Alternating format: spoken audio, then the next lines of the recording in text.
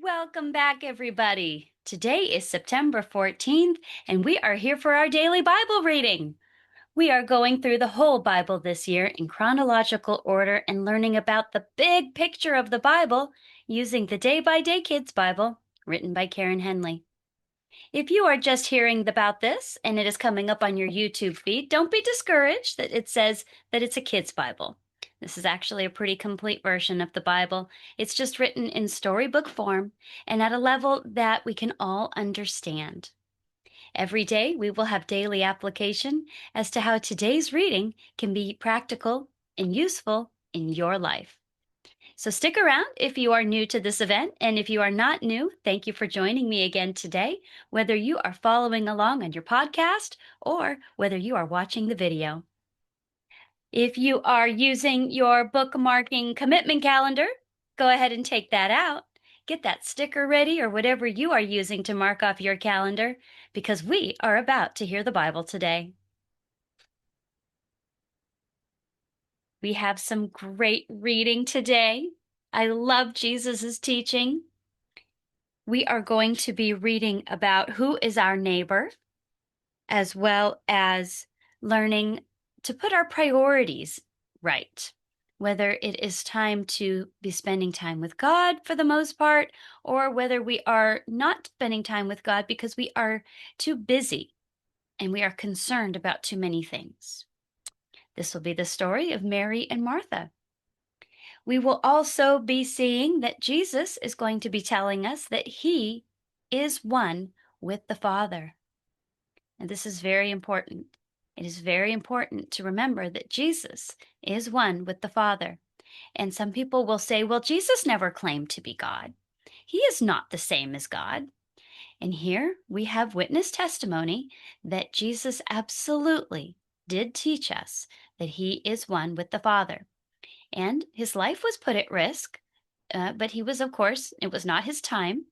And so we will see how, once again, the leaders are not very pleased about his claim that he and the Father are one. So let's begin our reading today. And we are first going to be reading about the neighbor and who our neighbor is. One day there was a man who knew the law, and he stood up. He tried to test Jesus. What do I have to do to live forever? What does the law say? Jesus asked. To love the Lord your God with all your heart. Love him with all of your soul, said the man. Love him with all your strength. And love him with all your mind. Love your neighbor as much as you love yourself. You are right, Jesus said. You will live if you do that. But the man wanted to show that what he did was right. So he asked, well, who is my neighbor? Then Jesus told him a story.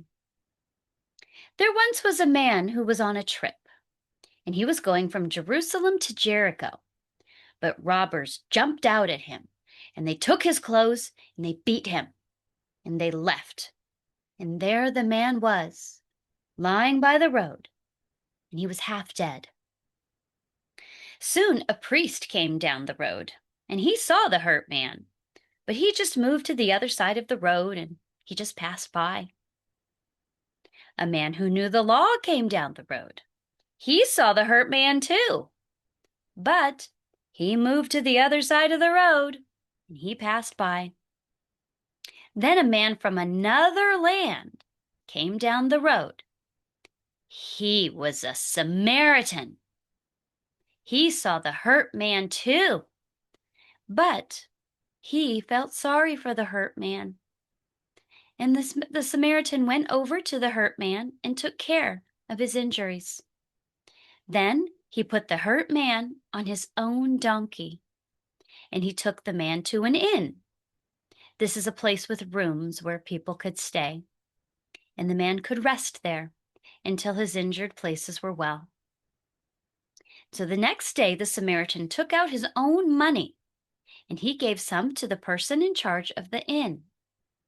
Take care of this man, he said, and I will come back, and I will pay back what it costs to take care of him." "Tell me," asked Jesus, "which man was a neighbor?" The man who knew the law said, "The man who was kind." "Right," said Jesus. "Now you go and do the same thing." Jesus and his followers now came to a town called Bethany, and there a woman named Martha lived. She said Jesus was welcome to stay at her house, so he did. Now Martha had a sister named Mary. Mary sat down at Jesus' feet, and she was listening to what he said. But Martha was thinking. She thought about all the things she had to do, and she wanted things to be just right for Jesus' visit. So at last Martha came to Jesus. "Lord," she said, "my sister left me to do all the work by myself. Don't you care? Tell Mary to help me." "Martha, Martha," said Jesus, "you are upset and you're worried about so many things. There is only one thing that is important right now, and that is what Mary chose to do. She is taking time to be with me, and I will not take that away from her." Now it was winter, and there was a special holiday time in Jerusalem called Hanukkah. Jesus went to celebrate Hanukkah, and there was a covered porch called Solomon's Walk at the worship house, and Jesus began walking there. The leaders of God's people came up to Jesus. "How long will you make us guess?" they asked him. "If you are the promised one, then just say so." "I told you," said Jesus. "You did not believe me. I do wonders in my Father's name, and those wonders tell you who I am. But you don't believe me, and that is because you are not my sheep. My sheep listen to me," said Jesus. "I know them, and they follow me. I give them life that lasts forever, and they will never die. Nobody can take them out of my hand, and that's because my Father gave them to me. He is greater than anyone or anything. My Father and I are one and the same." Now the leaders at God's house began to pick up rocks. They were going to throw the rocks at Jesus. "I have done great wonders," said Jesus, "and I have done them with my Father's power. Which wonder makes you want to throw rocks at me?" "We are not throwing rocks at you for doing wonders. We are throwing rocks at you because you are just a man, but you are calling yourself God," they said. "If I do not do the works of my Father, then don't believe in me. But if I do, even if you do not trust me, trust the works. Then you may come to know and continue to understand that the Father is in me, and I am in the Father." Now the leaders tried to catch Jesus again, but he got away, and he went back across the Jordan River. And that's where John had baptized people. And now Jesus stayed there. Many people came to see him there, and many people said that John never did a wonder, but everything he said about Jesus is true. And many people believed in Jesus. That was a great reading today. I love how Jesus is revealing himself to us. I love how he is building on what we have learned, and that he is giving us more information and building, teaching us more, while incorporating the same things of what he has already taught us. Yesterday, he taught us that he is the good shepherd, and that his sheep know his voice, and he knows his sheep, and he calls us by name. And we talked about the fact that we would read today that there are people who don't listen and don't believe Jesus. And Jesus tells us that that is because they are not his sheep. Jesus was telling the leaders today that his works that he was doing were done because God had given him the power to do them. And they were good works. So he was not being controlled by an evil spirit. He was doing the work with the Holy Spirit. And he was telling the leaders today that even if they didn't believe his words, that to look at what he was doing, to look at his fruit, basically, is what he was telling them. And when they see his fruit, what he is doing, to believe what he was doing, and then they might come to understand that he was in the Father and the Father is in him, and that they would then be saved. That is a very important thing. We need to remember that it is true that God is in Jesus and Jesus is in God. They are one in each other. So Jesus is God. There are people who will teach that Jesus never said that he was God, and that is not accurate. I was actually driving up the freeway yesterday and I saw a billboard that says, Jesus is not the Son of God. He never claimed to be God. And I was like, what the heck is that all about? And I couldn't read which organization was making that claim. I have no idea. But I'm like, they spent a lot of money, putting up a billboard claiming that Jesus is not the Son of God, and he is the Son of God. He is one with the Father, and he did say that he is one with God, and they are the same.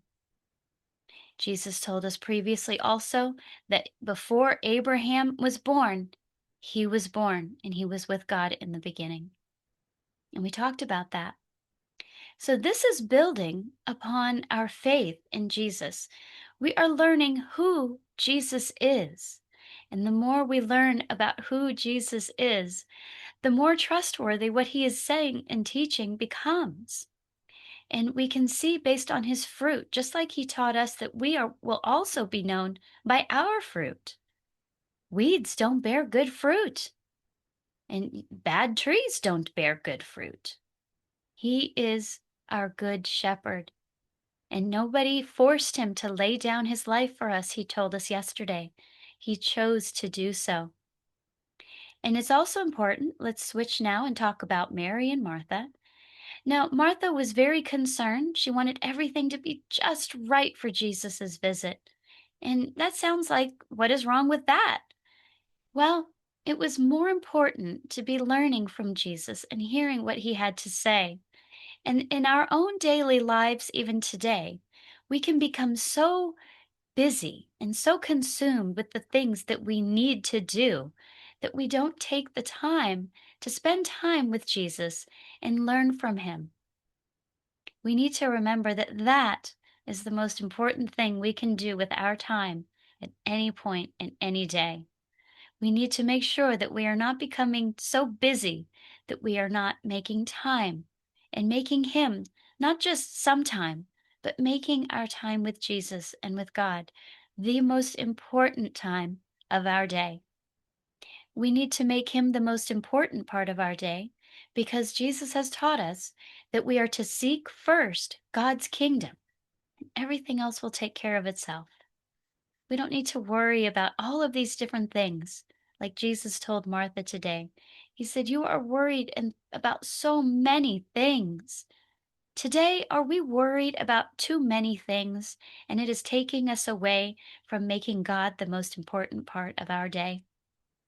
We need to remember that Jesus taught us that nobody adds even a minute to their life by worrying. We don't need to be worried.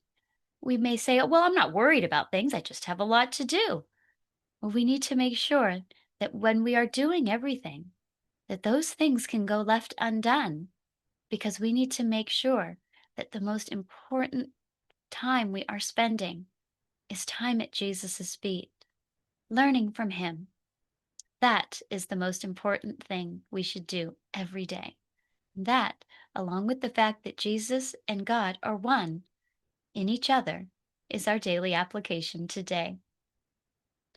So I hope that you feel that God has lit your light and that you are encouraged to make sure that we are making God and Jesus the most important ones in our lives, and that we remember that Jesus absolutely is God's Son. He was sent by God, and he was with God in the beginning, and he is one with the Father. So thank you so much for joining me for today's daily reading here on September 14th, whatever day you get around to listening or watching today's reading. And I hope that you are having a fantastic rest of your day. And if you don't mind doing so, please click that like button when you are finished watching or listening, and so that we can help spread the word about reading God's Word, so that other people will also be aware that Jesus is one with the Father, and that the most important time we can spend in every day is time sitting at Jesus' feet, learning from Him. Thank you for joining me, and I will see you or be here for you to listen to again tomorrow when we pick up with our daily reading through the Day by Day Kids Bible. Until then, I will see you tomorrow.